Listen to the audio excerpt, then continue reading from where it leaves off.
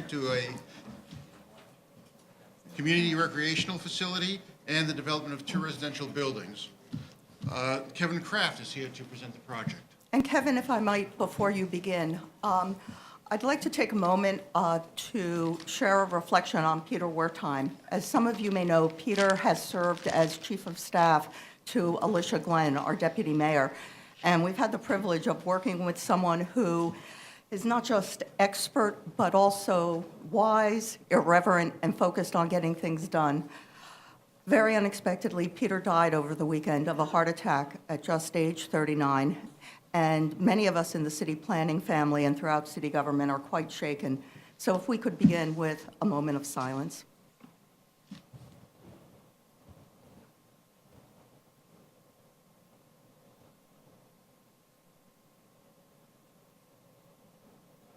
Thank you.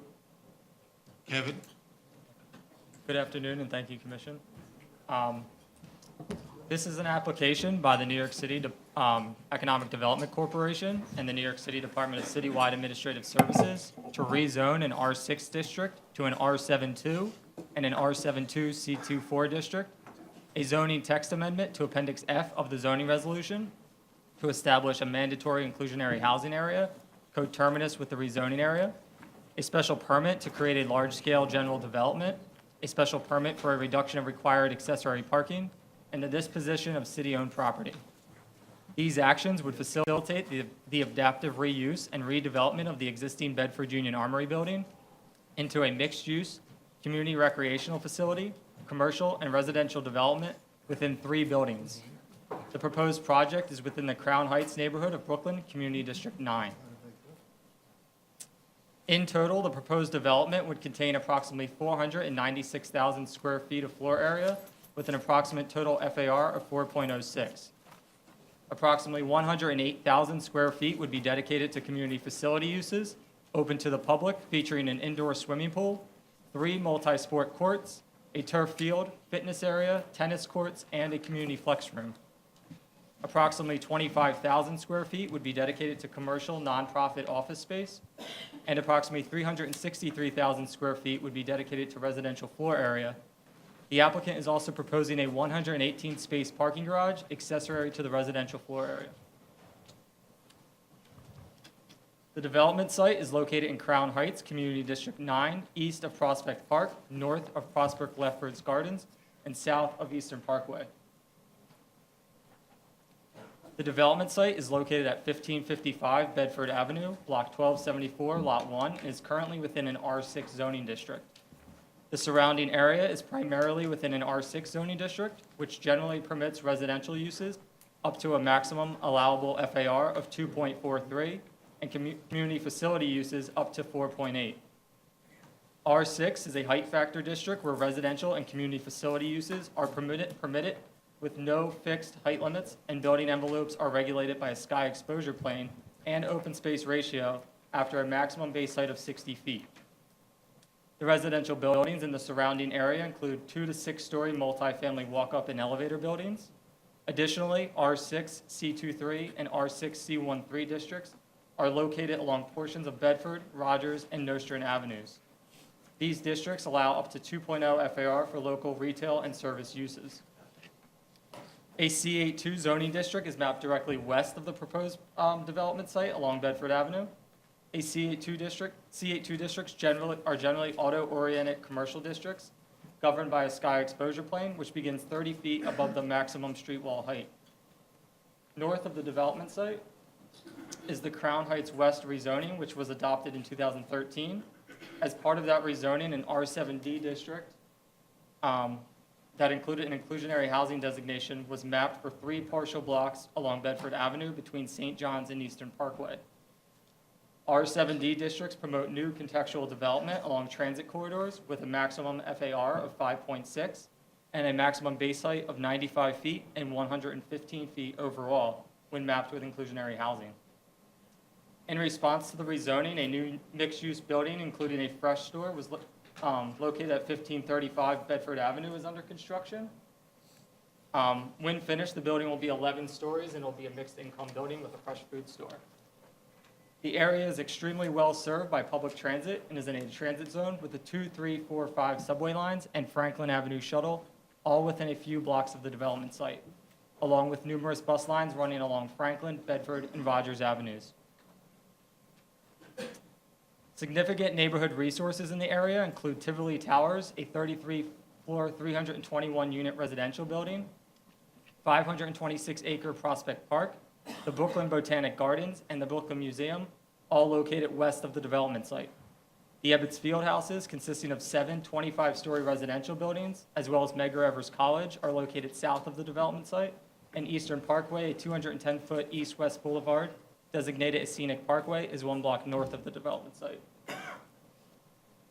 These images here show the scale of Tivoli Towers and Ebbets Field houses, as well as the context of Medgar Evers College on Bedford Avenue and Eastern Parkway. The existing Bedford Union Armory was constructed between 1904 and 1908 and was designed to meet the needs of a cavalry unit. The armory was used by the military between its opening circa 1908 and through its decommissioning in 2011. In 2013, New York State transferred the armory to the city, and the New York City Economic Development Corporation issued an RFP to redevelop the vacant armory into a facility that would provide a neighborhood anchor for the community by providing local amenities and community facility space to residents. In 2015, Bedford Courts was announced as the selected developer to partner with EDC for the redevelopment of the armory. The development site, Block 1274, Lot 1, contains approximately 122,000 square feet of lot area with frontages along Bedford Avenue, President Street, and Union Street. Bedford Avenue is considered a wide street, while President and Union Streets are considered narrow. The remainder of the tax lots on Block 1274, lots 29, 32 through 42, and 44, are privately owned and outside of the proposed development site. These parcels are located along the eastern edge of the block with frontages along Rogers Avenue and are improved with 3 to 4 story row houses, some with ground floor retail. The proposed development site is improved with the existing approximately 171,000 square foot Bedford Union Armory. The armory currently has 4 components: a drill shed featuring a barrel vaulted hall with a curved roof reaching a height of approximately 91 feet that was previously used for cavalry exercises, a 3-story, approximately 60-foot tall head house on the corner of Bedford Avenue and President Street, formerly used by the military as administrative space, a 2-story stable building fronting on President Street that was previously supported various military functions, including a firing range, horse stables, classrooms, and storage, and a 30-foot tall parking garage structure that was constructed between 1917 and 1931, stretching from Union Street to President Street. Here's an interior shot of the existing drill shed portion of the armory. These images show the drill shed with the head house looking from Bedford Avenue. You can see the drill shed in the bottom right photo looking down Union Street. These images show the existing head house on Bedford Avenue, which would be the main entrance to the community facility space. These show the existing stable buildings on President Street, as well as the garage on President Street. And these are the existing buildings on Rogers Avenue. You can see the armory in the background, as well as the drill shed and garage on Union Street.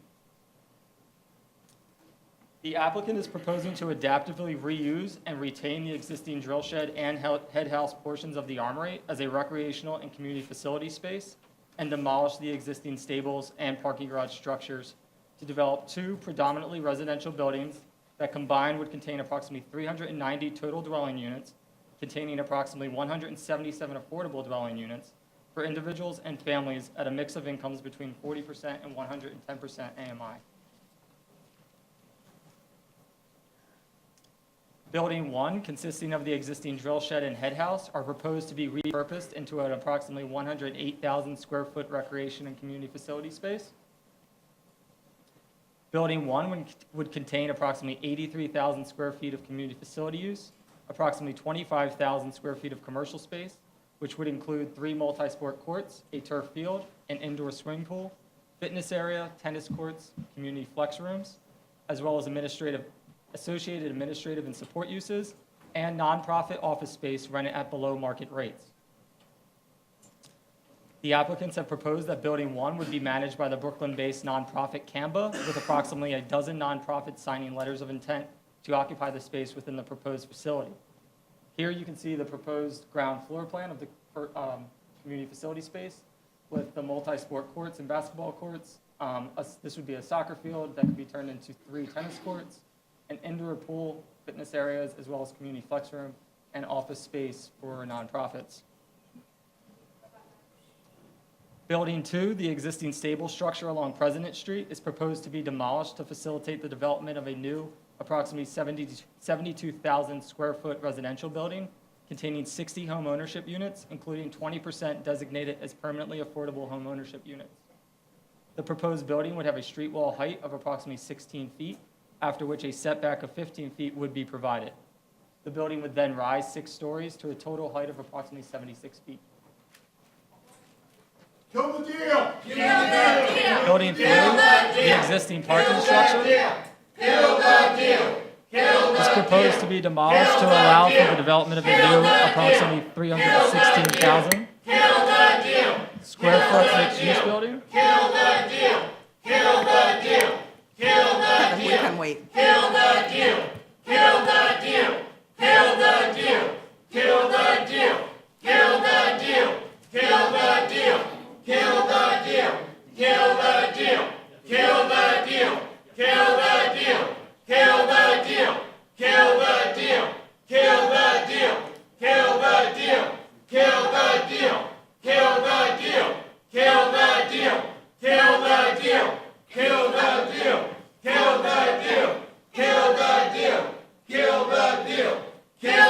Is violence. Displacement is violence. Displacement is violence. Displacement is violence. Displacement is violence. Displacement is violence. Displacement is violence. Displacement is violence. Displacement is violence. Displacement is violence. Displacement is violence. Displacement is violence. Displacement is violence.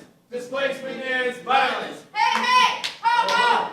BFC has got to go! Hey, hey, ho, ho! BFC has got to go. Hey, hey, ho, ho! BFC has got to go. Hey, hey, ho, ho! BFC has got to go. Hey, hey, ho, ho! BFC has got to go. Hey, hey, ho, ho! BFC has got to go. Hey, hey, ho, ho! BFC has got to go. Hey, hey, ho, ho! BFC has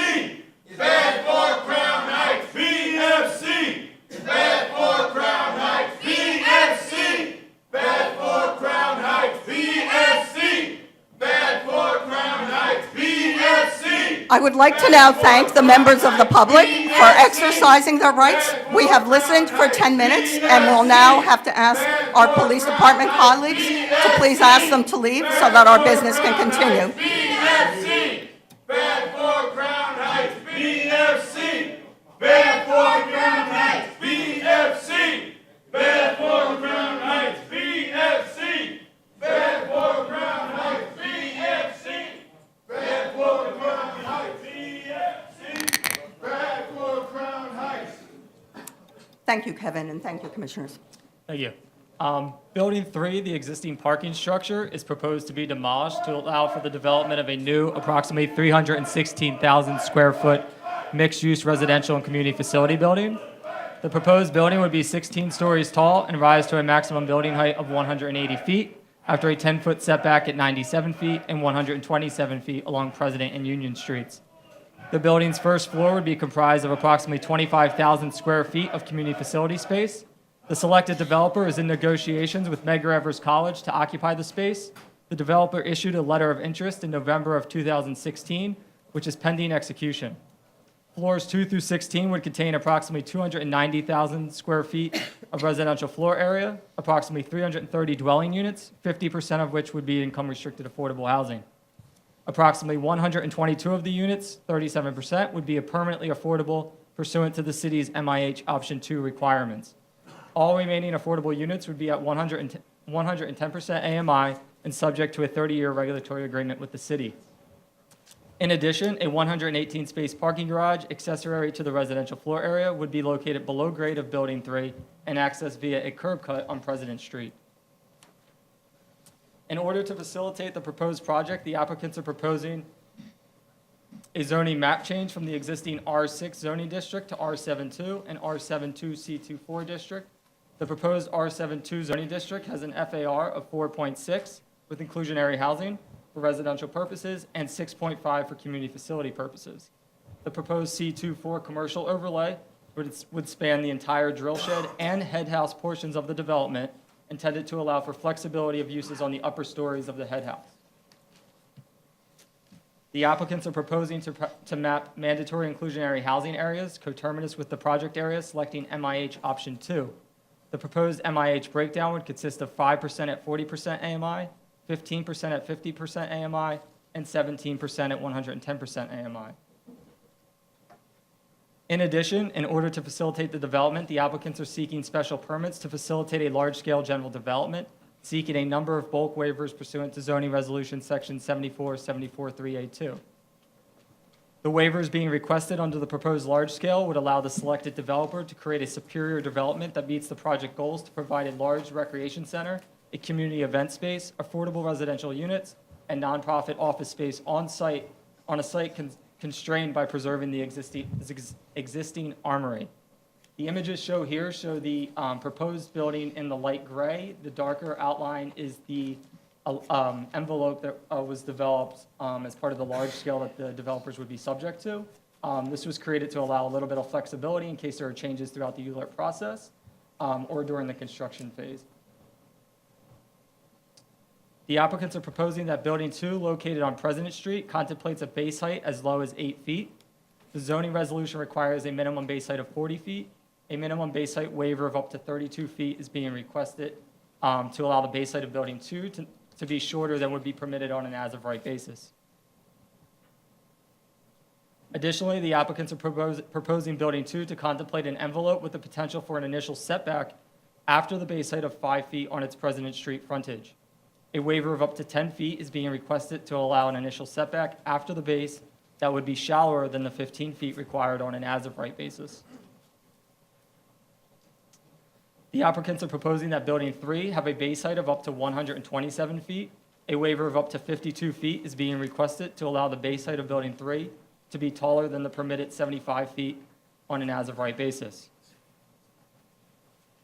They are also proposing that Building 3 contemplates an overall building height of up to 180 feet. A waiver of up to 90 feet is being requested to allow the overall building height of Building 3 to be taller than the permitted height of 90 feet on an as-of-right basis. They are also proposing Building 3 to have a maximum number of 16 stories plus basement. A waiver of up to 7 stories is being requested to allow the maximum number of stories of Building 3 to exceed the permitted maximum of 9 stories allowed on an as-of-right basis. The applicants are also proposing Building 3 to have an initial setback of 10 feet on both Union and President Streets, which would be shallower than the allowed 15 feet required on an as-of-right basis. A waiver of 5 feet is being requested. Additionally, the applicants are requesting a special permit pursuant to zoning resolution section 74-532 for a reduction or waiver of parking requirements for accessory group parking facilities. The applicants are proposing to provide 118 accessory off-street parking spaces out of the required 129, a request to reduce the required parking by 11 spaces. In addition, the applicants are requesting a disposition of city-owned property. Approximately 15,000 square feet of the development site would be sold to the selected developer. The remainder of the development site would be disposed of through a long-term ground lease between the city and the selected developer. Outlined in red would be the portion that would be sold to the developer. The Deputy Mayor for Housing and Economic Development is the lead agency for the environmental review and released a notice of completion for the draft EIS on 5/19/2007. The draft environmental impact statement identified adverse impacts related to historic and cultural resources, traffic, and construction, and potential for additional mitigation measures will be explored between the draft and the final EIS. Thank you. Questions from commissioners? Commissioner Deloze.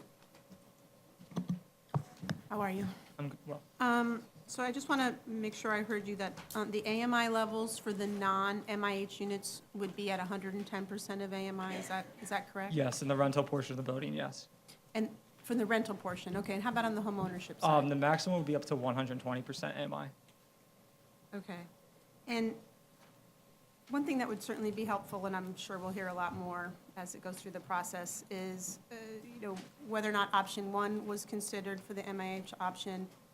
And in general, what's the total cost of the renovation on the recreational side? Because obviously, I think that's partly driving the levels of the AMI levels, the percent of affordability on the remainder of the project, and the AMI levels on the portion that is affordable.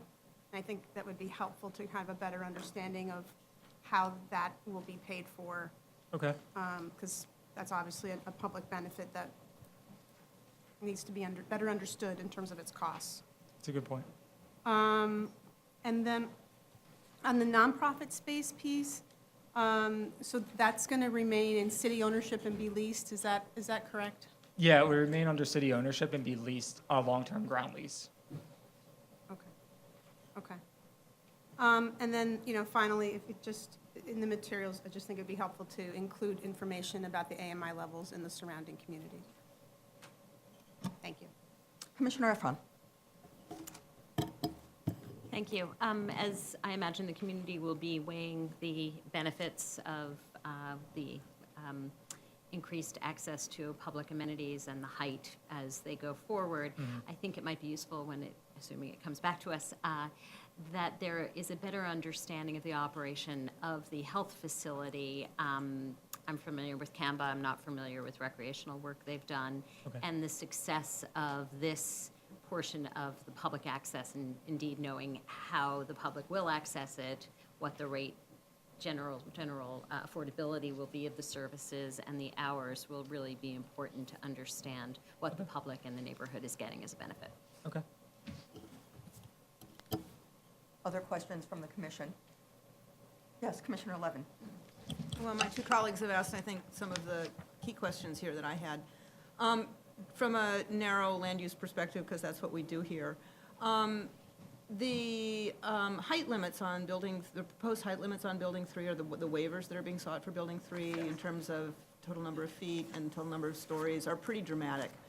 And I wonder if there's precedent in land use. Have we ever granted basically 100% waiver? I mean, Building 3 is double the size, double the height that it should be under zoning. And I'd like to understand how our action on that front fits into other actions we've taken for similar purposes, Thank you.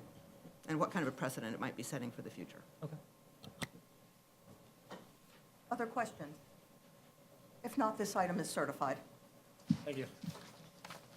Item number 2 on page 45 of your agenda is the FISO sites rezoning for the development of 8 mixed-use buildings with automated residential accessory parking. Syed Ahmad from the Brooklyn office will present the application. Good afternoon, Commissioners.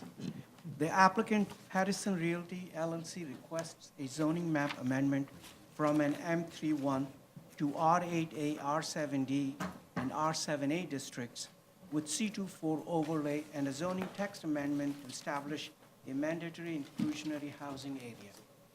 The proposed actions would facilitate the development of 8 mixed-use buildings with approximately 1,146 dwelling units, of which 287 units comprising 25% of the residential floor area would be permanently affordable under the MIH program option 1. The development would have approximately 62,862 square feet of ground floor commercial space and 405 required parking spaces. In addition, the development would have a 65 feet wide and 400 feet long required open space corridor. The open space corridor would be publicly accessible to area residents and would be landscaped with benches and shade trees. The project area is located in the South Williamsburg near the boundary of the Community District 1. This black line, Flushing Avenue is the boundary between CD1 and CD3. And this is the project site, 2 blocks.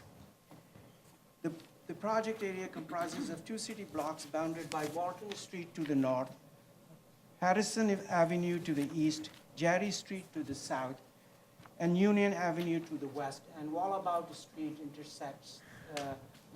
Street separates the 2 blocks. The combined land area of the 2 blocks is 182,366 square feet. The project area is in an M31 district, right here, these 2 blocks, which permits heavy industrial and limited commercial uses. The maximum FAR in an M31 district is 2, and the maximum base height is 60 feet or 4 stories, whichever is less. Both blocks are currently vacant. The northern block is used for vehicle storage, and southern block is used as a temporary parking lot. The blocks were previously occupied by manufacturing uses, which included Pfizer Pharmaceutical Company.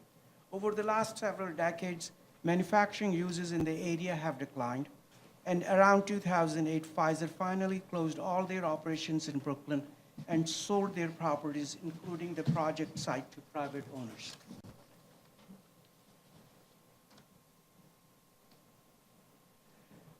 In 2009, HPD amended the Broadway Triangle urban renewal area boundaries, and the northern block, which is right here, which once was in the urban renewal area, is no longer part of it. The area to the north and west of the project site, is predominantly developed with 3 to 4 story row houses, 5 to 7 story multifamily apartment buildings, and community facility uses.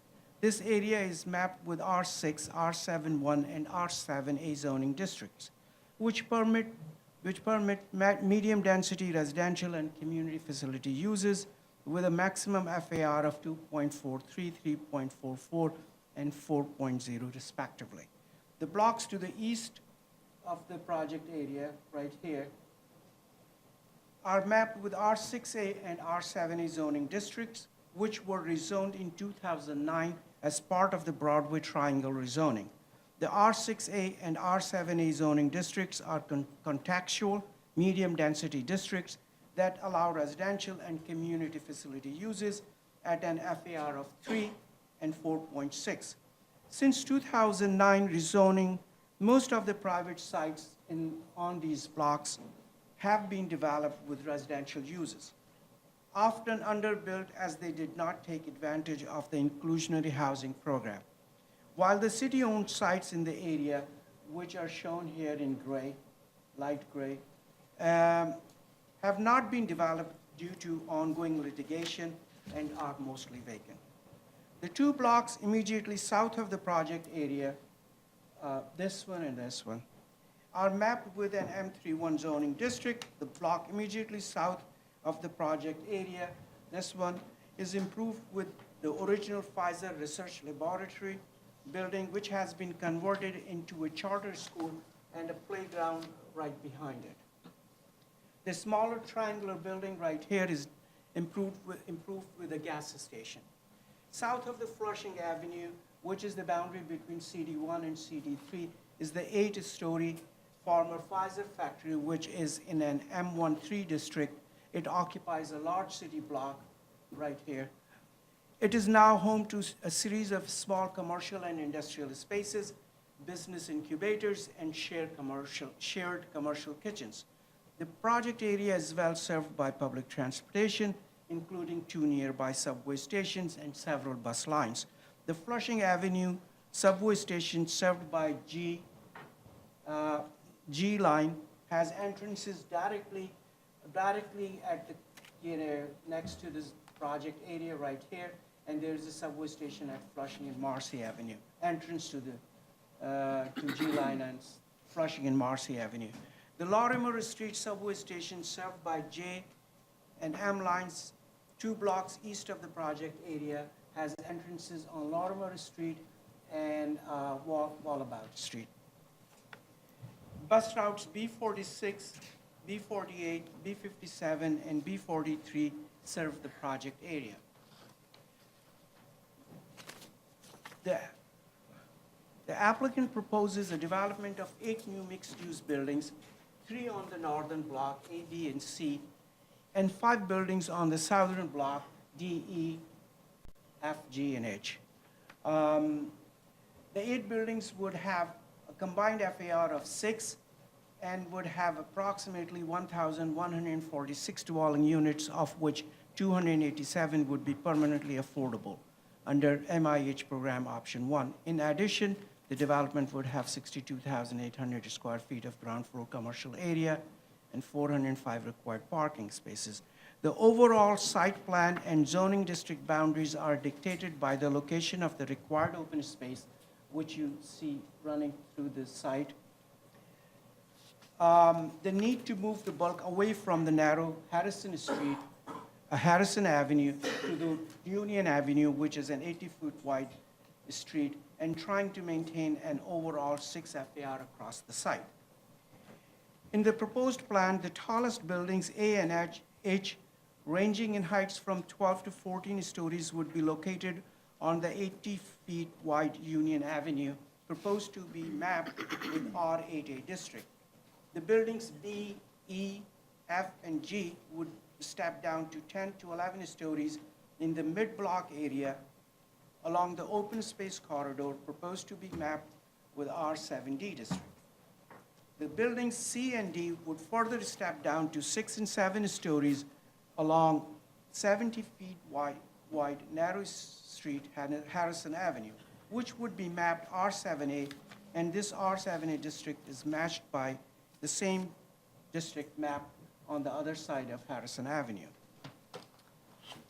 I have renderings. This is it is on Union Avenue frontage at Union and Jerry. There is a subway station right here at this corner, and this is the tallest building in the development. And this is Harrison Avenue frontage. These are 6 to 7 story tall buildings in the R7A district.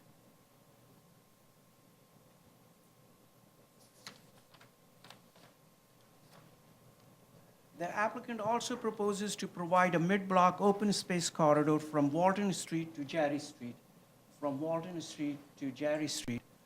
The open space would be 65 feet wide and 200 feet long on each block, separated by 70 feet wide Wallabout Street. The open space corridor would be landscaped with 250 linear feet of benches. 250 linear feet of benches, 930 square feet of planters, 40 sets of tables with 2 chairs, 12 bicycle racks, and 25 shade trees The publicly open space corridor would serve the area residents and the population of the proposed development. I have renderings here. I have renderings here. This is a view from Reade Street looking north through the open space. And this is from Wallabout looking north into the open space. And this is looking south from the corner of Union and Walton Street, and here is the open space. To facilitate the project, actions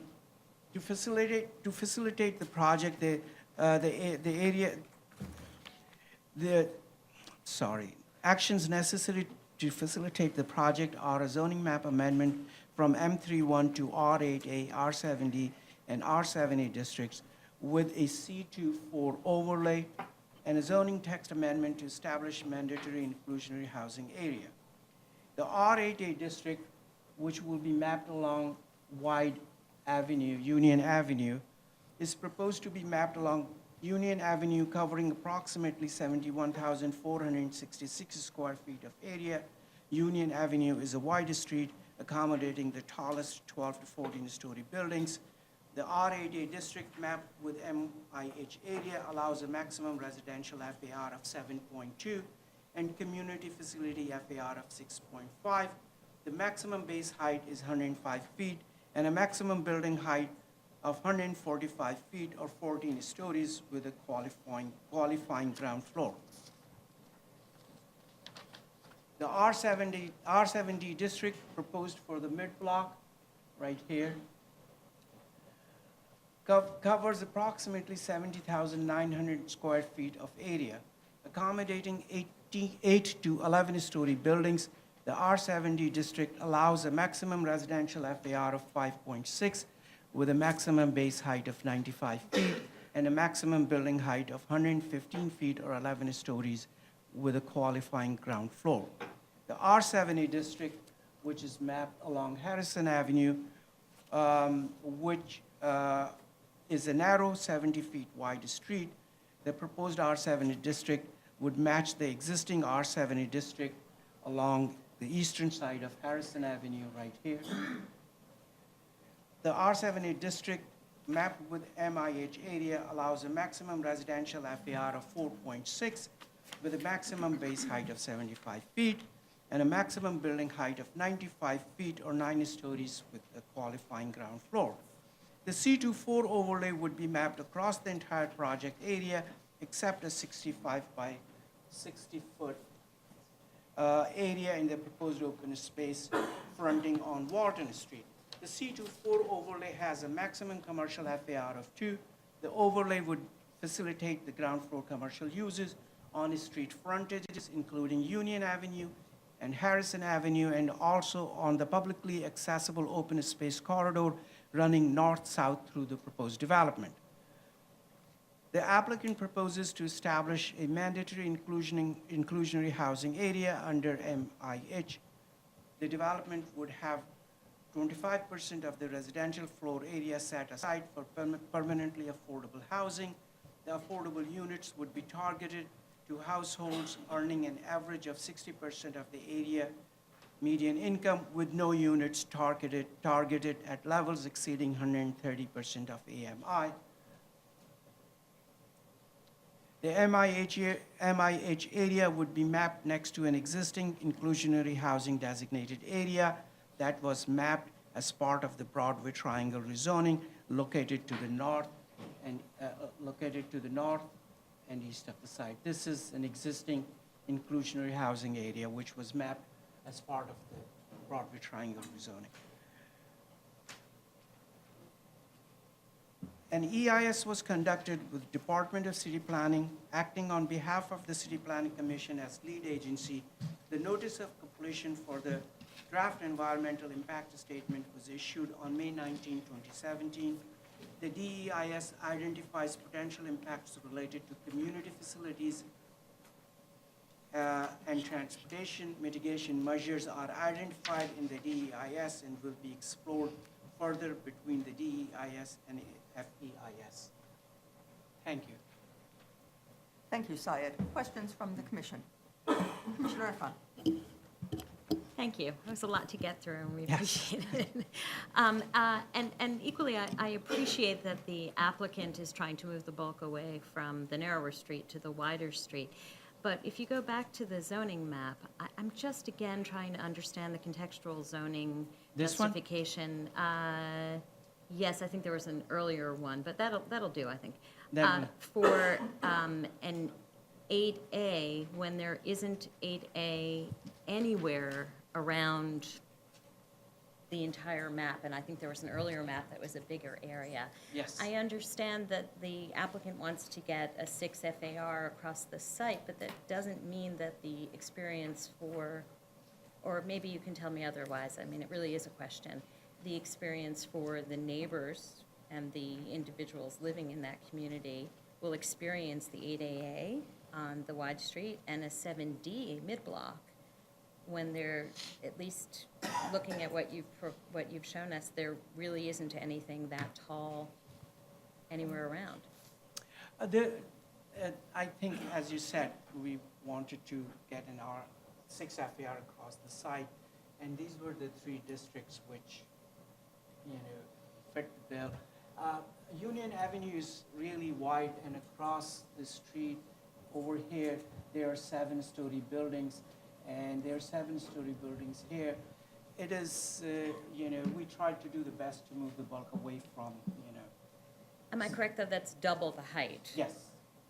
And mid-block, it's 10 triple to the 11 height?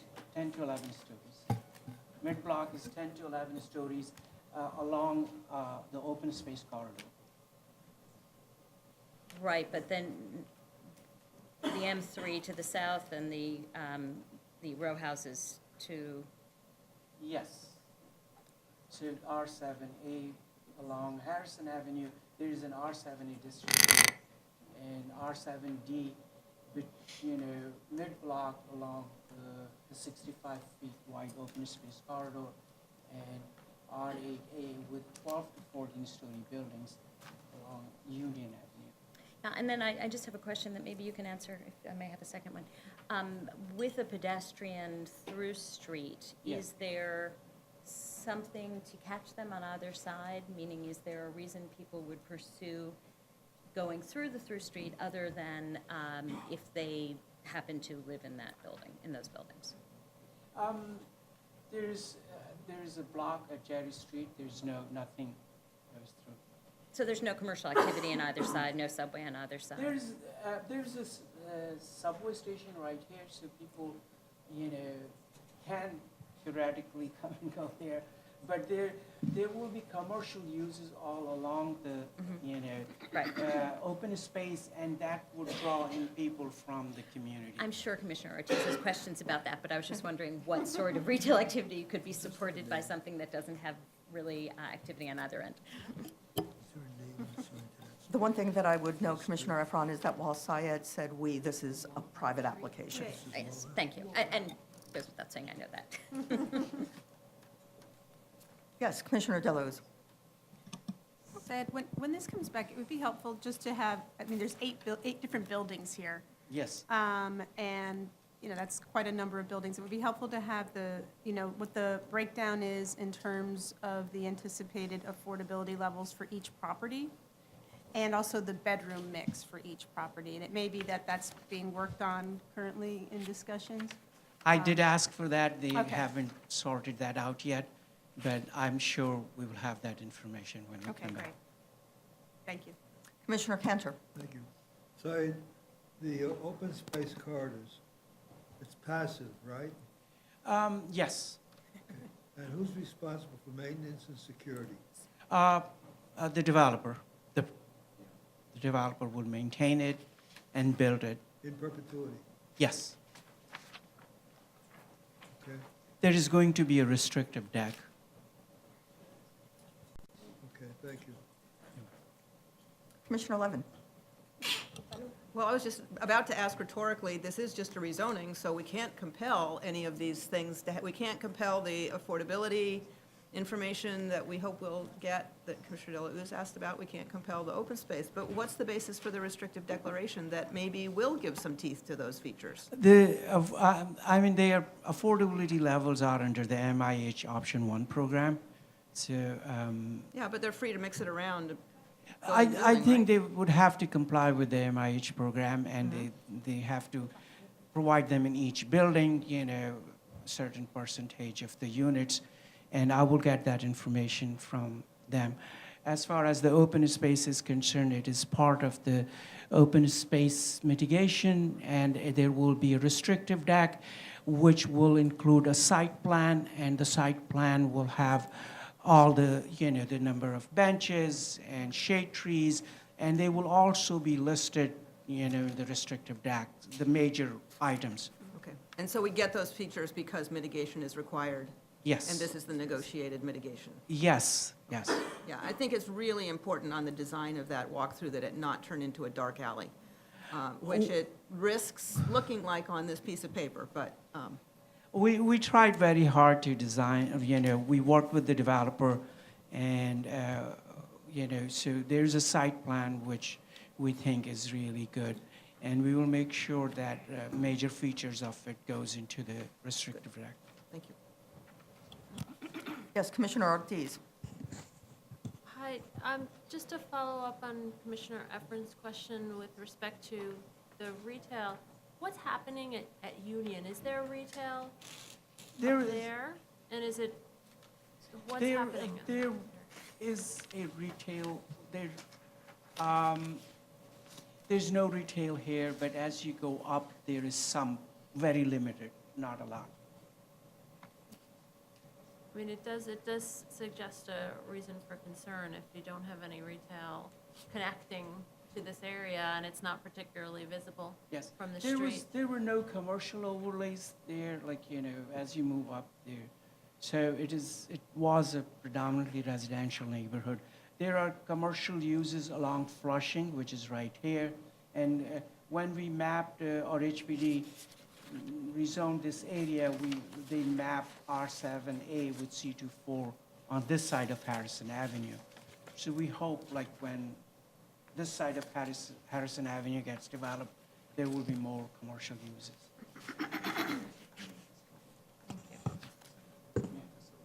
Winston, did you want to step forward? We should also note that it also allows for community facility uses at the ground floor. The R70 actually allows that flexibility for non-residential uses on the ground floor. And I should just note, as Syed has already explained, that the combination of these contextual zoning districts plus the required open space together with the commercial overlay together give an assurance to the public, to the commission, that the buildings, the shape of the buildings will be essentially what we see here today. And as Syed pointed out, the MIH program will be what will be occupying these buildings in terms of affordable housing. Commissioner Cantor. I'm sorry, I neglected to ask. Wallabout Street, is that going to be closed off? No, no, No? no. It is a public street and it will remain open. Then, that concerns me a bit because of the traffic up and down across the street in the passive spaces. Has any analysis been done with respect to how you go from north to south or south to north? You are concerned about the open space I'm continuity? concerned about crossing the streets. There is going to be there is a narrowing of, like, street here, and there is a crosswalk here, and the developer is working with the Department of Transportation to figure out a way to put a crosswalk which would protect the people, going from one open space to another. Okay. Thank you. You're welcome. Yes, Commissioner Ortiz. Hi. Were there other open space mitigation solutions explored?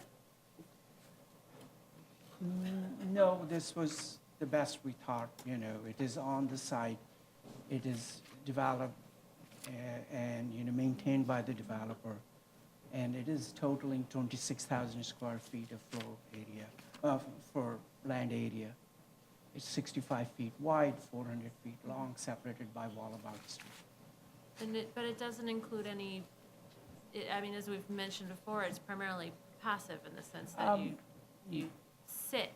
And There if is, I there's think- limited activity on both sides and it ends up being ground floor nonprofit space. There is a deficiency, especially in passive open space. This area does need, this is space.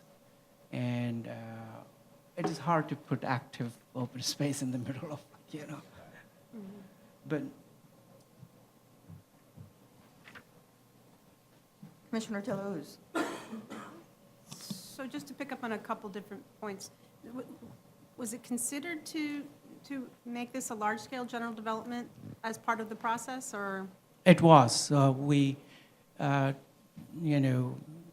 did talk about it, but the developer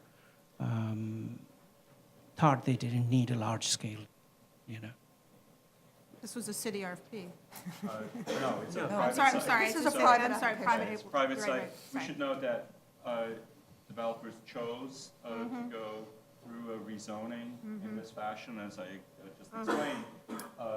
They believe that by having been required to provide the open space together with the contextual zoning district, that it has the same effect as a large-scale plan, but certainly, they'll be here at the time of the public hearing to respond to your question specifically.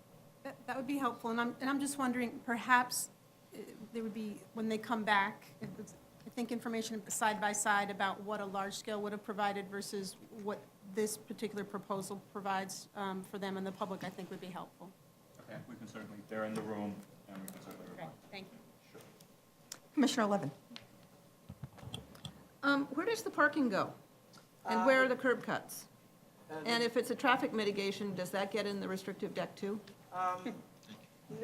No, the restricted deck just pertains to the open space. The curb cuts are right here, on Reade Street and on Walton Street, going into the building right here and right here. So there's parking in both buildings? Both, yes. Below grade- buildings, below grade? Below grade, yes. Other questions? Well, thank you for giving the applicant lots of room for thought during the public review process, and this application is certified. Okay, we're going to go a little bit out of order. Now, we're going to go to the downtown Far Rockaway Development Public Hearing, pre-hearing presentation on page 220 of your package. Brendan Pilar is here to do the presentation, and this is to facilitate the redevelopment of downtown Far Rockaway.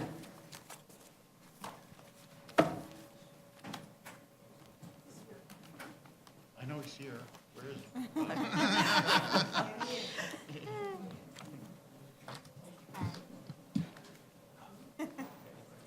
Where were we?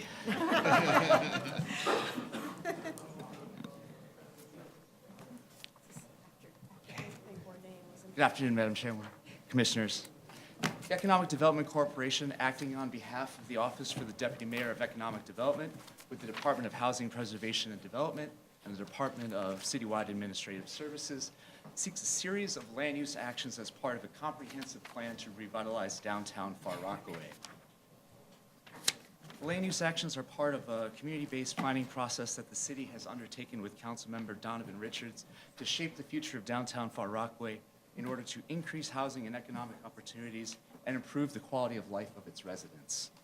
The objectives for this effort include activating long underutilized sites with resilient transit-oriented developments to revitalize the historic village of the peninsula through the creation of new mixed-income housing, strengthen commercial corridors, and improved amenities and services for residents. The proposed actions include the designation of a targeted urban renewal area and the acquisition and disposition of property within such an area, a zoning map amendment, a zoning text amendment to establish a mandatory inclusionary housing area, and the special downtown Far Rockaway district within the rezoning area, and the disposition of city-owned property outside of the urban renewal area. Together, the proposed actions would support downtown Far Rockaway's growth and vitality by fostering a vibrant mix of residential, commercial, and community facility uses on vacant and underutilized sites near mass transit resources and along the area's primary corridors. Now, downtown Far Rockaway is located on the eastern end of Rockaway Peninsula in the middle of Far Rockaway. It is located at the terminus of the Metropolitan Transit Authority's A train and the Far Rockaway branch of the Long Island Railroad. And it's also within walking distance of both Jamaica Bay and Rockaway's famed boardwalk and Atlantic Beach beachfront. Although downtown Far Rockaway presents an opportunity for transit-oriented development, revitalization efforts have been hindered by geographic isolation, competition from nearby suburban shopping centers in Nassau County, and long underutilized properties. Proposed actions are part of a series of strategies that were developed in close consultation with area stakeholders over the past year to work in unison to improve the quality of life within the neighborhood. The actions would concentrate new mixed-use development in one of the few areas located outside of the flood zone, which I'm showing on this side in blue, and in close proximity to St. John's Episcopal Hospital, the peninsula's largest employer, which is located just south of the downtown core. The area's relationship with the waterfront is closely tied to its historical context. During the mid-19th century, seaside hotels and summertime residences were developed in Far Rockaway by wealthy New Yorkers following the construction of the Rockaway Turnpike and the establishment of a ferry service. The resort area was made even more accessible by the mid-1880s with the construction of a trestle across Jamaica Bay that carried the Long Island Railroad to Far Rockaway. In 1888, Far Rockaway had grown large enough to declare itself a village. That distinction, though, would last just 10 years when it was absorbed into the borough of New York in the consolidation of New York City. During the mid-20th century, Far Rockaway continued to grow due to improvements in the transportation network, but still maintained its village character. After the Second World War, increased use in automobiles and the very same roadways and public works improvements that made Far Rockaway accessible for recreation during the first half of the century now provided easy access to newer waterfront destinations like nearby Jones Beach in Nassau County. By mid-century, the seasonal nature of the area waned. Large apartment complexes like Wave Crest Gardens near Beach 20th Street were constructed for returning GIs. But post-war suburban residential developments in nearby Nassau County were a stronger draw, which left much of the historic bungalow areas vacant, in disrepair, or converted into rental housing. In the 1950s, the at-grade train was severed to eliminate at-grade crossings, with the western portion converted to an elevated subway terminating at Mott Avenue, and the eastern portion terminating at the present-day Far Rockaway Long Island branch station on Namioke Avenue. The Far Rockaway Shopping Center was built in the former right-of-way and now separates the MTA's A train from the Long Island Railroad station. The 80,000 square foot shopping center was once home to a wall-bound supermarket, Martin's Paints, a furniture store, an eye doctor, a florist, a clothing store, and several other businesses. Today it has only 5 active businesses, and it really stands as an area of a symbol of the area's decline. Over the past decade, however, the Rockaway Peninsula has been the beneficiary of extensive government support. A sharp drop in crime rates, new market rate housing developments, and a refurbished subway station have driven a resurgence in population and tourism. The area's demographics have unchanged since the last time I presented this. The area broader than Far Rockaway is about 52,000 residents. The key figures here that are of note is that there's a significant rent burden in the area. Almost half of renting households spend more than 35% of their household incomes on rent, and 11% of the area's population is unemployed, and that's nearly double the Queens and City at citywide rates. Now, the area's housing and economic challenges have been at the forefront of a comprehensive community planning process that commenced over a year ago. In October 2015, Councilman Richards, in partnership with City Hall, convened the Far Rockaway Working Group, a group of local, state elected officials and community stakeholders to develop a set of recommendations to support the revitalization of the neighborhood. These goals and recommendations were further shaped by 2 public meetings. This is an example of what the city heard at these public meetings. Focusing primarily along the train stations, there was a consensus amongst the community that these are areas that people do not feel safe today. particularly because of the vacant and underutilized lots, which unfortunately welcome people stepping off of these transit resources. To translate this into a little bit of planner speak, the downtown faces many challenges, including large vacant lots, lack of community services and amenities, housing options, and quality open spaces for its visitors. As we heard from the community, the key sites near the area's transit resources and its major corridors are significantly underutilized. The downtown lacks a true center and a place for gathering and lively spaces. And the shopping center itself, this forms a large super block that forms a physical and visual barrier between the area's transit resources and the existing street grid. In February 2016, the Far Rockaway Working Group sent a letter to the mayor outlining a broad set of goals and recommendations for the future of downtown Far Rockaway. They really sought to establish downtown Far Rockaway as the transit and commercial hub of the peninsula and support that hub with new mixed-income housing. The Roadmap for Action was released in 2016, and it's really the city's response to the working group's letter to the mayor. And the Roadmap for Action included 5 strategies, and they include identifying opportunities for new mixed-income, mixed-use housing, and to preserve existing affordable housing within the Far Rockaway area. The Roadmap for Action also identified potential land use actions to be used in conjunction with a $100 million investment in infrastructure and services to transform the downtown core. They include a comprehensive streetscape and public open space redesign plan led by the Department of Transportation, new street and sewers led by the Department of Environmental Protection and DDC, upgrades to the area's existing recreation resources, storefront improvements, and hopefully, starting this year, a new Far Rockaway Branch public library. It's a fully funded project that the community is very, very excited about. The reason we're all here today, though, is to discuss the land use actions that were included in the Roadmap for Action, to seek to build on these initial investments, and an additional $91 million commitment from the administration to transform the area's many vacant and underutilized lots. The proposed actions include the creation of a new highly focused urban renewal area to support the redevelopment of key underutilized parcels in the downtown core, a rezoning of the downtown core, and to allow the city to dispose of 2 underutilized lots it currently owns outside of the urban renewal area for affordable housing, retail, and/or community facility space. The first action we'll discuss quickly is the creation of a new urban renewal area. HPD seeks the designation of a downtown Far Rockaway urban renewal plan and the acquisition of property and disposition of property within this area. I'll note that Commissioner De La Lucia had a question about the residential properties at certification that are within this urban renewal area. These are not housing partnership homes. They were built largely in the 1920s and 30s, and actually several of them are for sale today. Sorry we missed that part of the tour. The approximately 13-acre downtown Far Rockaway urban renewal area currently contains the Far Rockaway Shopping Center, which comprises about 75% of this overall area. A mix of vacant land, residential buildings, 5 residential buildings, automotive-related uses, and a live poultry establishment make up the remaining lots within this urban renewal area. As mentioned, their proposed actions include a rezoning. The issue with current zoning is that it does not provide a framework for downtown's Far Rockaway's beneficial growth and vitality. While zoning in much of Far Rockaway's lower density residential enclaves has been updated over the past 10 years, it has not been updated in the downtown core. New residential development in key areas in C8 and M1 districts is not permitted today, and where residential use is permitted in R5 districts is restricted to very low density. To unlock the development potential of the area and allow a range of uses that would complement the downtown setting, a zoning map amendment is proposed for all or portions of 21 blocks.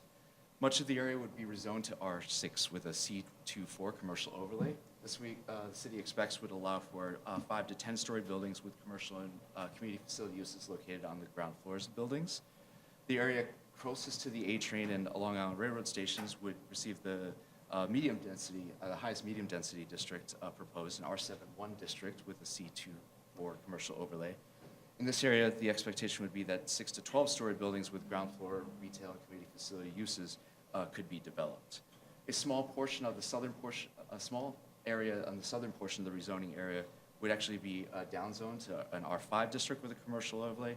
This is really sought to provide a transition in height and limit the range of uses near the periphery of the rezoning area, which gets much more residential. In addition, existing commercial overlays would also be removed in 3 locations where there are no commercial uses today. The proposed zoning text amendment would establish the downtown Far Rockaway Special District within nearly the entire 21-block rezoning area in order to foster a broad and vibrant mix of residential and commercial uses to enliven the streetscape and more closely reflect the area's automobile ownership rates. Within the proposed R6 and R7 districts, a maximum residential FAR of 3.6 and 4.6 would be allowed to support, would be permitted to support the development of mixed-income housing. In order to blend the new development into the existing downtown core scale, building base heights of 55 feet would be established. Along primary corridors, active ground floor uses, that's commercial or community facility space, and transparency would be required to enliven the streetscape. Additionally, off-street parking regulations would be adjusted to balance the neighborhood's auto ownership rates with its public transit resources. As I mentioned, the special district would really provide a framework for the underlying zoning to unlock development potential. But on this critical catalytic urban renewal shopping center site, it would go a bit further. It would provide a framework for breaking up the superblock with a new publicly accessible private street network that would restore a connection between the A train and Long Island Railroad Station. It would provide a framework for a public open space network to enliven the streetscape along Mott Avenue. It would require wider sidewalks along Mott Avenue, which today are as narrow as 7 feet wide, and along Redfern Avenue, which are also quite narrow. And it would also allow for commercial uses within mixed buildings to be either on the ground floor or second floor of buildings. A bit of feedback that we heard from the public outreach process was that there needs to be a better connection between the A train. The special district would help achieve that, providing a flexible location for where a private street network could be located within this large site to, again, tie together these 2 transit resources and also reestablish a street grid within downtown Far Rockaway. There's also a desire for flexible, adaptable open spaces and to do something with the potential that's around the A train station. The special district text would complement existing investment in publicly accessible open spaces in downtown Far Rockaway by requiring publicly accessible space to be created when this large private site is developed. The special district would also focus the tallest buildings within the rezoning area to this larger site in the core of downtown to provide a bit of a transition height, and also require, as I mentioned, ground floor commercial or community facility uses to enliven the streetscape. So here's an image today of what you see when you step off the A train and look across Mott Avenue into the shopping center site. You really see that lack of that sense of arrival when you come into downtown Far Rockaway. And this is an illustrative rendering of the village center in the downtown with new, meaningful, lively, new gathering spaces and civic spaces anchored by mixed-use development along the edges of these spaces. Proposed zoning text amendment would also establish a mandatory inclusionary housing area within the rezoning area. And for ultimate flexibility, both MIH options have been selected for this rezoning area. And of course, the city is evaluating how the use of city subsidy can help broaden and deepen the levels of affordability in this area. Finally, the city also seeks approval to dispose of 2 city-owned sites that are located outside the urban renewal area. The first is approximately 43,000 square foot portion of a municipal parking facility in best layover area that's currently controlled by the Department of Transportation and the MTA. The Department of Transportation will be improving a portion of the site as a through-block plaza. The remainder of the site would be disposed of pursuant to the proposed zoning. The second site is to the north of the rezoning area. It's currently owned by the Department of Sanitation of New York. It's approximately 14,000 square feet. It's zoned through R3X and not, as I said, part of the current rezoning area. Both of these sites could be disposed of for sale or for lease and could be developed with new housing, community facility space, and/or retail space. Now, in addition to the actions that were certified on January 30th, An A application was also filed on April 26, 2017. The A application seeks to modify certain components of the proposed zoning map and zoning text amendments to respond to community concerns that were heard during the public outreach process, and to further support the development of vacant and underutilized sites in the downtown core. The text modifications would do a few things. They would focus the location of where the two tallest buildings allowed by zoning could be located closer to the center of the urban renewal area. I'll show you a graphic next of what that looks like. The modifications would also introduce maximum building heights to ensure the scale of new development blends into the existing fabric. It would also seek to achieve urban design goals within this large site to avoid the development of very long buildings. A maximum building length of 175 feet would be required. And also there would be flexibility for new street wall recesses and dormers, again, to provide visual variety, encourage facade articulation, and achieve some urban design goals within this large site. It would also align public open space requirements with active ground floor retail uses. And for the entire rezoning area, for bulk relief that we have not yet identified text for, there would be a new CPC authorization that future development could apply for, with the exception of these new carefully crafted maximum building height limits. And this is what those building height limits look like. The image on the left is a zoning text map from the original certified application that established a polygon in which up to two 15-story buildings could be located. And they could be located within 100 feet of Mott Avenue and 100 feet of Namioke Avenue. The A text reduces the size of that polygon to further concentrate the location of those 15-story buildings, and also establishes a number of maximum building height limits with certain dimensional requirements along the periphery of the site. They range from a 45-foot building height limit along Redfern Avenue, where really the lowest density development is located directly across the street in the downtown core. And those maximum height limits would step all the way up from 95 feet to 105 feet to 125 feet, again, in the centermost portion of this downtown core. So not only reducing the area where 15-story buildings could potentially be located, but also establishing firm building height limits along the periphery of this portion of the special district.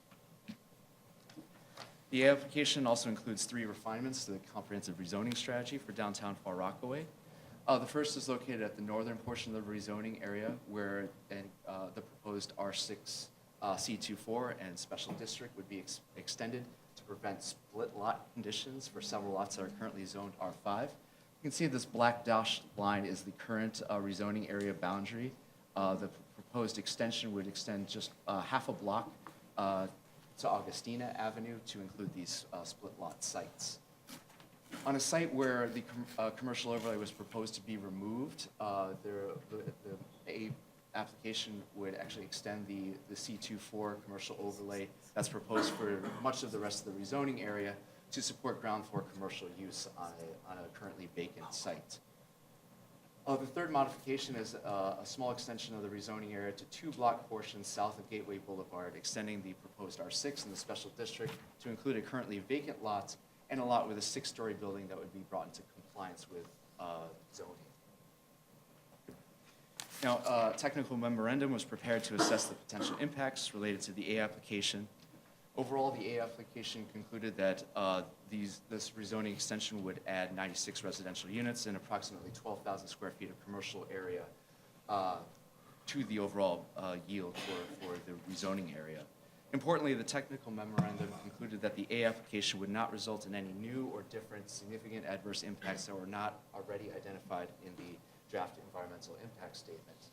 Now, those impacts were community facility daycare impacts, open space, transportation, including traffic, pedestrians, and buses, as well as construction noise. And the city has and will continue to explore mitigations between the draft environmental impact statement and the final environmental impact statement. As I mentioned, the land use application was certified January 30th. This went out to Community Board 14 and was considered on March 29th. The Community Board voted to approve the land use actions with conditions. Mainly, the Community Board sought lower building heights throughout the rezoning area, and areas proposed to be rezoned to R7. The Community Board requested those areas be rezoned to R6, and R6 areas be rezoned to R5. and to set a cap on the maximum amount of units within the urban renewal area of 1,100 units. For environmental review purposes, the analysis concluded that up to 1,700 units could be developed on that site. There was also an interest at the community board to increase the residential off-street parking requirements from 75% to their current 25% rate for low-income housing in the proposal and 50% for non-low-income housing units. Outside of those zoning recommendations, there was also interest in a new public elementary school, a park or a playground on the proposed Department of Sanitation disposition site, and a number of agreements for project labor and ongoing coordination with the community. Now, the city commitments at this point include the A application, which did seek to shift building heights closer to the center of the urban renewal area and create more of a transition in height to respond to those concerns about building heights in this area. The city also committed publicly to work with the community to form a community advisory committee. In addition, all proposals for the Beach 21st Street RFP have community facility space, and that space could potentially be programmed for uses including daycare and healthcare uses. And additionally, new street and sewer infrastructure upgrades will be designed to account for the new development. This was an important area of coordination between the land use actions and the infrastructure improvements that we're already assuming a maximum build-out within the proposed zoning districts in the sizing of these streets and sewers. Queensborough President issued a recommendation, also approving with conditions. The Borough President echoed many of the Community Board's conditions in her recommendation. In addition, she asked the city team to give Community Board 14 the opportunity to be briefed and comment on the A application. The city team has briefed Community Board 14's district manager on the A application and will coordinate additional briefings with the Community Board at their request. We do expect the Community Board's district manager to come to the hearing on Wednesday. Additionally, comments on the original and A application will be accepted up to 10 days after the Commission's hearing. So the main takeaway from the public review process is that really through the leadership of Councilman Donovan Richards, downtown Far Rockaway is finally getting the attention it deserves from the city and is poised for the change that has eluded the area for decades. The proposed actions would support downtown's Far Rockaway's positive change by fostering a vibrant mix of residential, commercial, and community facility uses on vacant and underutilized sites near the area's mass transit resources along its primary corridors. It would focus new commercial activity along Mott Avenue, concentrate density along a new north-south private street network that would be walkable and open to the public. It would blend new buildings into the existing neighborhood scale along the edges and create new programmable open spaces connecting the new library and DOT Plaza. According to the analysis that was performed for environmental review purposes, the proposed actions could result in the development of over 3,000 units of housing and over 250,000 square feet of commercial floor area over a lengthy 15-year build period. In addition to the permanently affordable units created through the MIH program, development of the city-owned sites in downtown Far Rockaway's urban renewal area are expected to be 100% affordable, though the depths and levels of affordability are still being determined. So in conclusion, the approval of the proposed actions would facilitate the implementation of a series of land use actions that were outlined in the roadmap for action, the city's official response to the working group's recommendations to the mayor. The working group noted in its recommendations that a lack of investment and outdated zoning regulations have resulted in underutilized properties, a lack of housing options, underperforming retail corridors, thus limiting downtown Far Rockaway's ability to realize its potential as a commercial and residential hub of the Rockaway Peninsula. The proposed actions would help support downtown Far Rockaway's revitalization, ensure its orderly growth, and reduce inequity in the area by increasing the diversity of new housing and economic opportunity by supporting a range of commercial uses and creating new publicly accessible open spaces and linkages between the area's transit resources. Thank you. And I also want to thank the commissioners for taking the time to go out and see the site. It makes it all the more exciting to see a vision of the future, having walked the site. Questions from the commission? Commissioner Delahoo's. Hi, Brendan, just a quick question about the A application. Sure. So does it change the total square footage for residential use, or is it just shifted? It would change the total square footage. As I mentioned, it would add a net increase of 96 units on those three sites. I don't have the exact square footage. Really, the polygon, I guess, is really I'm talking about. Oh, Yeah. no, so the overall build-out within Yeah, within that area, that I can show you, hasn't changed. It's just where building height would be located, Okay, okay. And then, could be located.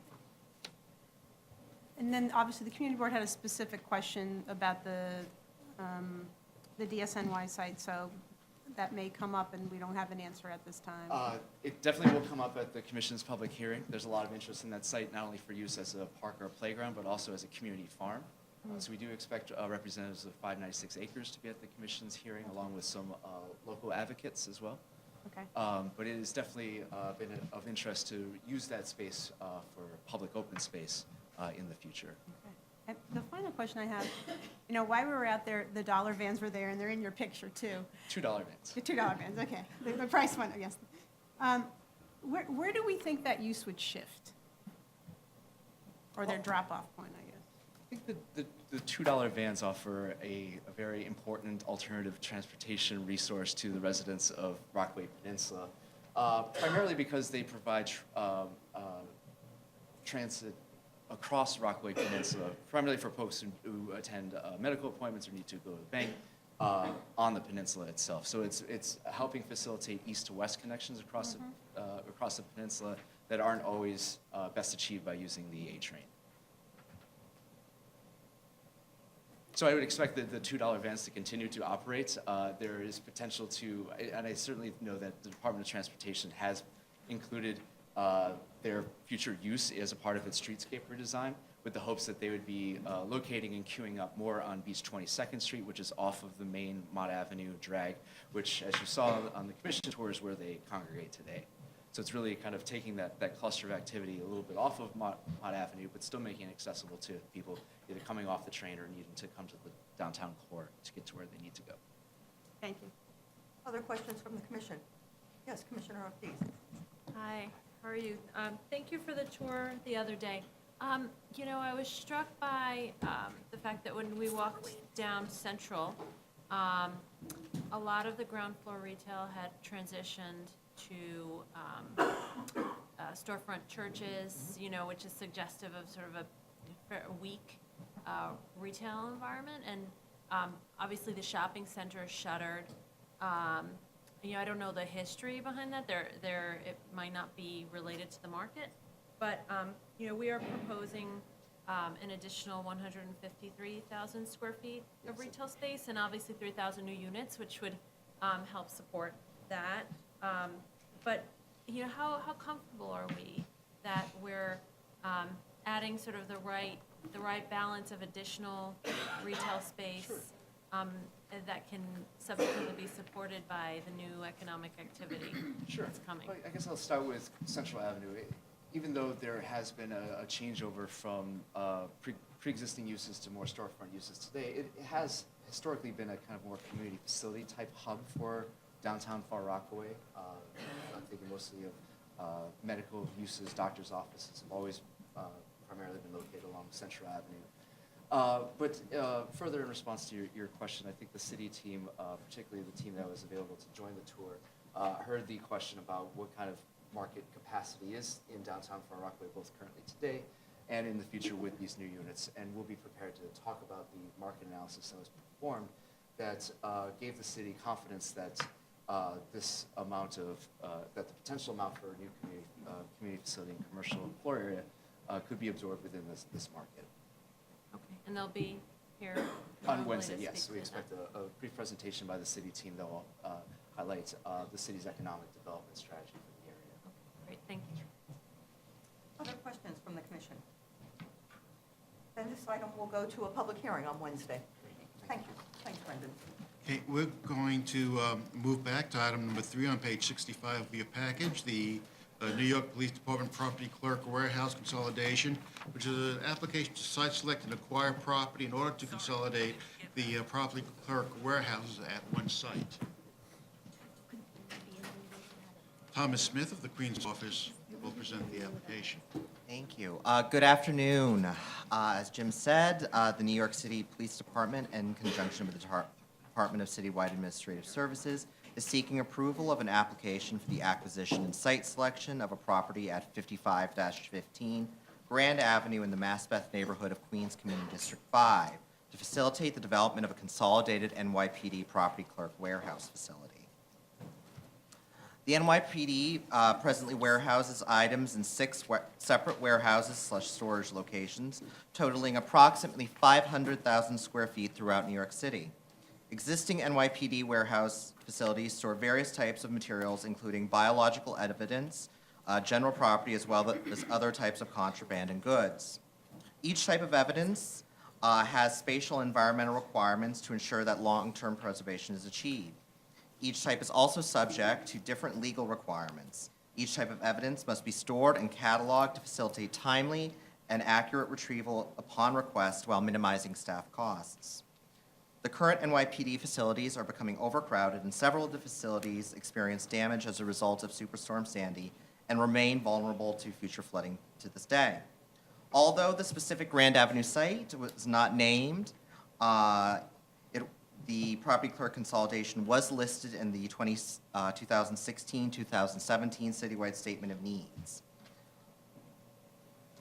The proposed central warehouse facility would be a modern facility that is centrally located in an area that is not prone to flooding. Consolidation of facilities would also allow for efficiency in staff, streamline operations servicing precincts citywide, and improve the process of retrieving evidence for court presentations. It occupies 3 contiguous tax lots, Block 2610, lots 305, 336, and 357, which you can see on this one. On this map here, outlined in red. The site is within an M31 zoning district. The facility comprises 6 interconnected buildings, forming an overall facility that has continuous access between all areas. The proposed facility would be city-owned instead of being leased. It is anticipated the facility would accommodate NYPD warehousing into the future. The Grand Avenue property has been operating as a corrugated box manufacturing facility for the past 90 years.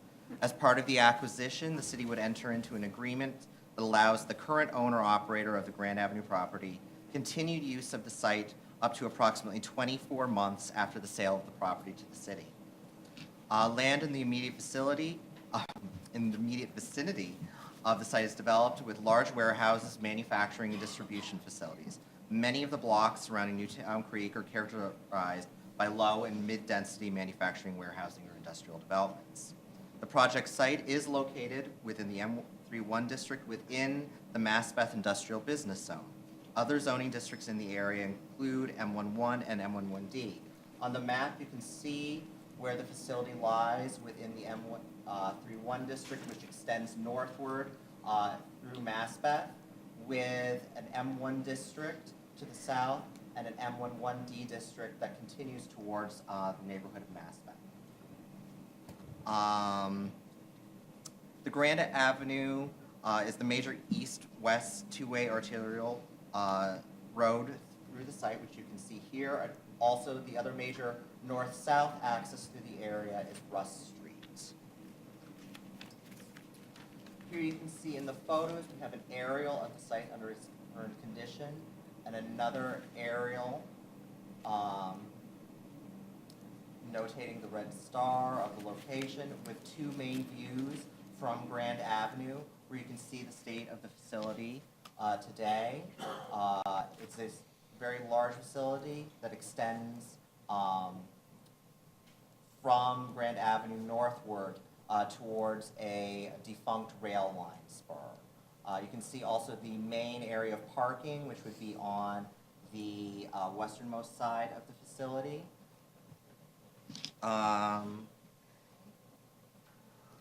An adaptive reuse approach to the site would combine reuse and renovation of approximately 170,000 square feet of floor space, as well as the demolition of the balance of the existing space to accommodate construction of a new warehouse facility at the rear of the property. So you can see here, these sections highlighted in purple would be portions of the existing facility that would be demolished to accommodate the new high-tech storage system. And the other section that would be demolished would be this front area of the building. This would, one, provide a greater buffer area between the facility and Grand Avenue itself, as well as allowing for additional parking space.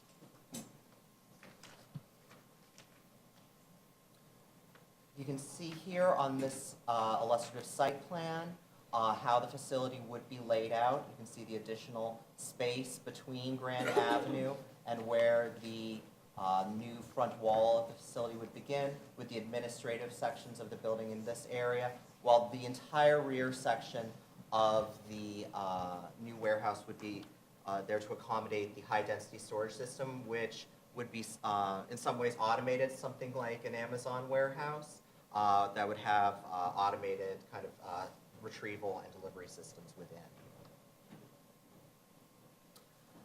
The actions required to facilitate this development are a site selection and acquisition. Thank you very much. Thank you. Questions? Commissioner Arfon? Yes. I guess you're not surprised to hear from me. No. So a corrugated box Yes. manufacturer, can you give us a little bit of understanding of how many people were employed there? Was this an IDA deal? Do they own the facility? And where are they going? I have answers to all those questions. So the existing owner of the site is the operator of the facility itself. He had longstanding plans to relocate so that he could modernize his own facility and have a better spatial configuration for the operation. So he had already been looking for someone to purchase the property. So DCAS and NYPD began conversations with him based on that. There are about approximately 100 current employees on the site, whereas the proposed facility would have about 50 employees. Where are they moving to? Sorry. Oh, of course. I believe they're going to Westchester, but I can confirm that with DCAS, and they can speak more after the hearing. It would be great to know if this was an IDA bond deal. I can find out. Other questions? Okay, then this, yeah, oh, sorry, Commissioner Levin. I'm kind of tempted to ask whether this would meet the findings for the proposed self-storage facility special permit that we're about to consider. This is a form of self-storage by the city. I believe that is the key caveat, and my colleagues who will be presenting on that can provide greater clarity, but I believe since it is not accessed by members of the public, it would not. No, I understand that it is not technically going to meet, but it does not escape notice that this is a storage use in an IBZ, which the city is obviously concerned about. What's the plan for the Erie Basin property? One of the facilities that would relocate here Yes. is in a 200,000 square foot space in Erie Basin, which I imagine is probably flood prone and not a great place for these kinds of materials. Yes. But what's going to happen in that space? I can provide some greater information on that later. I have some basic information, but I think it would be best for DCAS to respond directly to that. Okay. And other questions from the commission? Okay, so this item is certified. Thank you. Item number 4 on page 87 of your package is the Northeastern Towers Annex application. It's a development of a new 10-story affordable residence for seniors. I have to recuse myself. The record will show that Commissioner De La Hoz is recused on this item. Good afternoon. Good afternoon, Chair Laco. Good afternoon, Commissioners. This project area is located in southeast Queens, Community District 12, which is located just north of Community District 13 and JFK International Airport, which is separated here by the Belt Parkway and North and South Conduit Avenues. It fronts on Guy Brewer Boulevard, which is here. It's located just west of Rochdale Village, just east of the 110-acre Baisley Pond Park. Springfield Gardens is located just to the west and south of the project area, and to the north is South Jamaica. The project area consists of block 12277, lot 1, which is located in an R3X district west of Guy Brewer Boulevard that was established as a function of the 2005 DCP-sponsored Springfield Gardens rezoning. The purpose of that rezoning was to protect the lower density character of the primarily one and two family detached and semi-detached homes in the neighborhood, majority of which were developed in the mid-1900s. The extents of that rezoning were Baisley Boulevard, which is here to the north, Guy Brewer Boulevard to the east, and the Belt Parkway to the south. Prior to 2005, this project area was zoned R32. And again, east of Guy Brewer Boulevard is Rochdale Village, which is comprised of 20, 13, and 14-story buildings containing over 5,000 dwelling units, as well as a retail complex and a school. So pictured here is Count Basie Middle School and Rochdale Park. Rochdale Village is located in an existing R6 zoning district. South of the project area is a DEP-owned lot of approximately 300,000 square feet with a subsurface water supply tank, formerly owned by the Jamaica Water Supply Company, but it's been decommissioned for over 11 years. There are currently no plans to reopen that facility. Project area, which has frontage on Guy Brewer Boulevard here, 132nd Avenue to the south, and 161st Street to the west, contains an existing 12-story apartment building developed pursuant to the height factor regulations of the R32 zoning district that predated the existing R3X zoning district. Formerly considered nonprofit residences for the elderly, it contains 110 affordable independent residences for seniors, defined as income-restricted units reserved for seniors age 62 and older. It also contains one superintendent's unit. Parking for the site is accessed by a curb cut on 132nd Avenue to the south here. And the property contains 45 parking spaces, 39 of which are required by zoning. Photos from the 3 street frontages show that the primary pedestrian entrance is located off of Guy Brewer Boulevard. That's photo 1 here, which is looking southwest from Guy Brewer. Photo 2 is looking northwest from the intersection of 132nd Avenue and Guy Brewer. That's here. And photo 3 shows the primary entrance from the parking lot at the location fronting on 161st Street. The remainder of the property contains open space planted and maintained with trees, lawn, and shrubs. The applicants proposed 2 actions. The first is a proposed rezoning of a portion of the project area, block 12277, lot 1, from an R3X zoning district to an R6 zoning district, which is again already mapped east of Guy Brewer here.